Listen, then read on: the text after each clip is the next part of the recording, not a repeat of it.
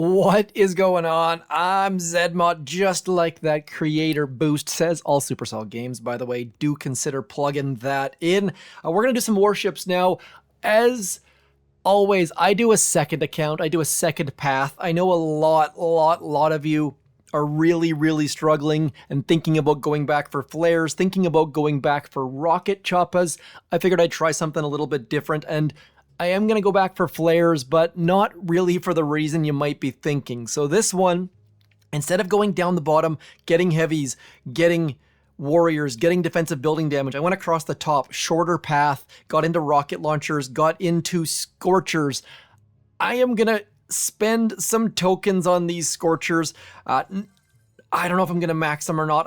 You know what? Let's just do that. Let's just get these puppies to max, and then I'll show you how I've been using them. Using them at tick 1 and getting some mixed success. So you can do good things with tick 1 Scorchers. I've got a fair amount of health, but more importantly, I'm going to focus on how matchmaking works. So many of you have been having all of these theories where your tech level is related to your matchmaking and things.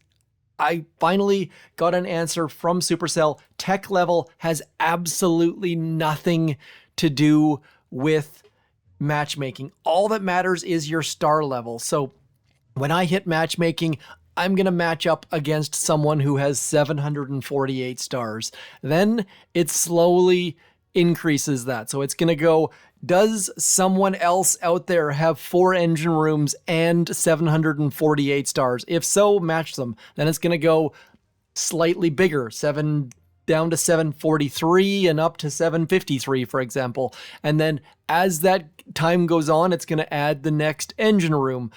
We don't have all of the details, but I wanted to make it very clear that it is not based on your tech level.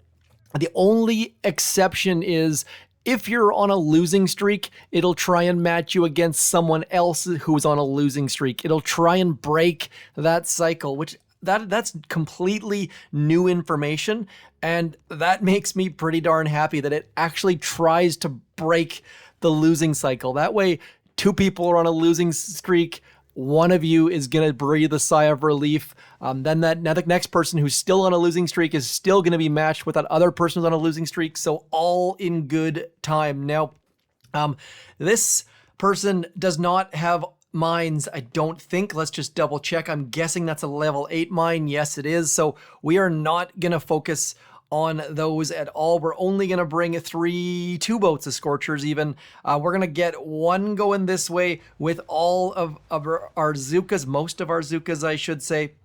Most of our Zukas, not all of our Zukas. We're going to get Kavan up there. Now, things have gotten quick. People have gotten to be ridiculously quick. Oh, Kavan needed to click that second wind. Otherwise, Kavan was going to walk directly into that mine. Now our troops are going to spread out a little bit. The fact that we've maxed our medkit's going to come in super duper handy here as our troops go every single which way. That Scorcher's going to get shot in the face. Hopefully not explode too quickly, because as you can see there are many things over there. We've got boom cannons, we've got cannons, all of the things shooting our Scorchers, rocket launchers hitting our troops from every which way. Bad danger. Need to get a med kit over here because that rocket launcher is going to start shooting back there. You see how quick we are? Getting pretty darn quick. Need to be about 2 minutes 48 seconds or so. We're a little bit quicker. So Scorchers are on the path. We definitely won because we upgraded that Scorcher. As you saw there, well, again, they're using Scorchers against us. I'm going to bet they used flares. We'll have to watch and find out, but Scorchers are coming. Scorchers are coming. Scorchers are coming. And the good thing is they're on the path. The bad thing is we don't have the GBE node. I'll just show you what Red Dog, I've four-faced you many times over the season, so good game. They've actually got not only the GBE node, like they clearly have the GBE node. We know that because A, they can drop all of their Scorchers, and then B, they actually got a second wind as well. So different strategies coming in. I don't have flares and don't have the GBE node, which means that against me versus Red Dog, I'm going to be quicker into that next engine room level, unless, of course, they rank up higher than I am. But getting those Scorchers into play, probably going to be better off using flares. But if we have a look at our gunboat back here, we can see I've only got 52 gunboat energy. Each Scorcher costs 8 GBE, I do believe. So is it 8 GBE?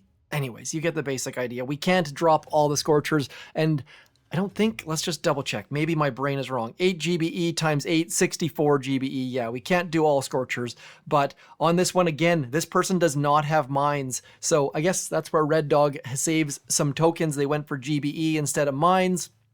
How many Scorcher bros do we need? I don't think we need any, to be completely honest. Maybe we'll use one just to get ourselves a little bit of oomph on that right-hand side. Let's do that. We're going to go 1, 2, 3, using Zookas almost exclusively. So many Zookas.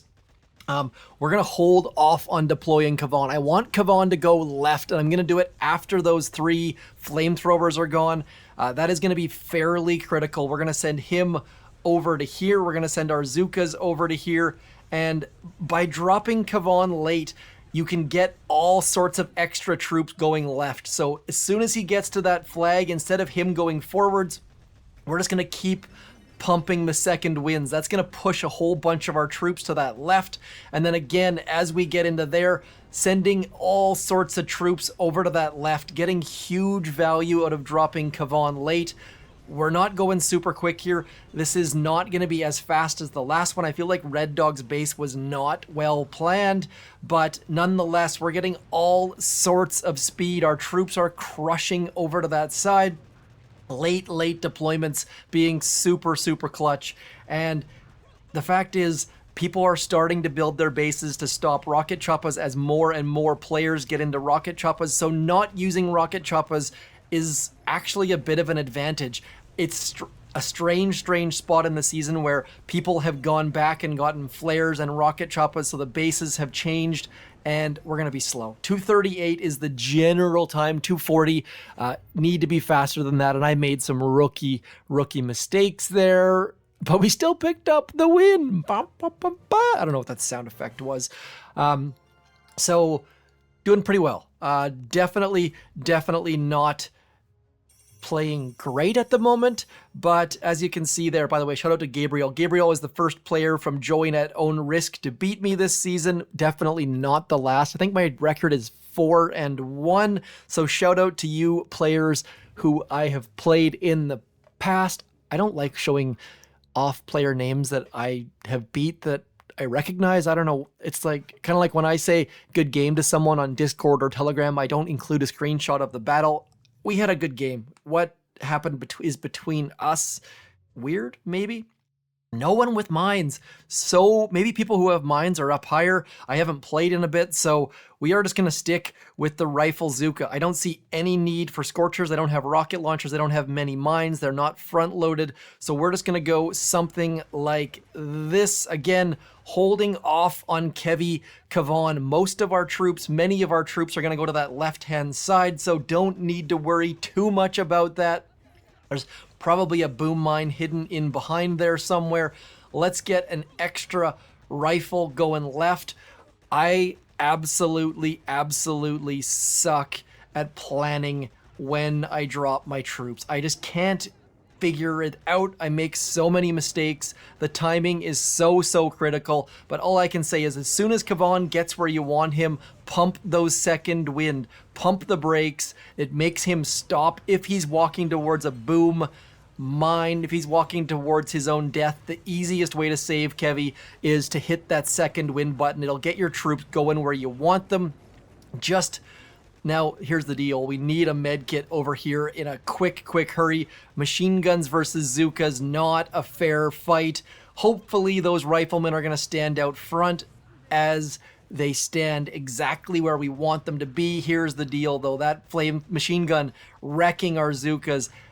We're going to be on the cusp of fast enough. It's not going to be quite fast enough, I don't think, but As we saw last time, people making mistakes. Am I going to be one of those people? 234. Again, not fast. 238 is that time barrier at the moment. Was I the master or were you the master? Hey, 3 wins in a row. So I went over some matchmaking details. As always, if you don't want to match against other engine room players, that like generally the first 5-6 seconds are against your own engine room level. Then again, you can't match against someone who's in your replay list unless there's really, really, really no one. Like on the dev build where it's me versus me, at like the 20-second timeline, you can match against someone you've already matched or someone you've just matched against, but that's really, really, really edge cases. If you have any questions about matchmaking, do hit me up. I have a pretty good understanding of it. Just to be very clear though, we don't know all the details. All we know are the basics that Supercell has told us, and the matchmaking on Warships is way different than the matchmaking on the main base. The matchmaking on the main base really does suck for low levels. Just be aware that the magic number is right about there. As you get to major rank 2, that is where things get real. Be very, very, very aware that if you are a low-level player, you don't want to go anywhere near this rank. You need to stop about here. As soon as you get to 475 or so, you get thrown in the deep end. You go from an HQ 14 player matching against, HQ 12 and HQ 16. All of a sudden, you're getting HQ 24 bases. So I know this is primarily a Warships video, but very, very, very much be aware of this wall right here. It is a serious wall. That is the number one reason people complain about Boom Beach and quit Boom Beach. Don't hit the 475 rank unless you play Doom on Nightmare mode, unless you want to play Hurt Me Plenty. It's a major concern. So be very careful about that. Do consider skipping heavies, going straight to Scorchers. I am likely going to go back and get flares back in here. That is the first thing that is tempting me. I kind of like the fact that I don't have the tokens for it though, because if I keep winning, maybe I can just hold out for that next engine room level. And by the time that comes around, I'm going to have enough tokens to upgrade my rockets to the next tier. I'm going to be able to get to critter launchers, which are always a major stopping point in the season. Let me know where you're at, what your strategies are. I shall talk to you soon. Like I said last video, throw some comments out there. There is a good reason depending on the video, you might be entered to win something. I'll talk to you soon. Thanks for coming in. I'm zmoT. Peace.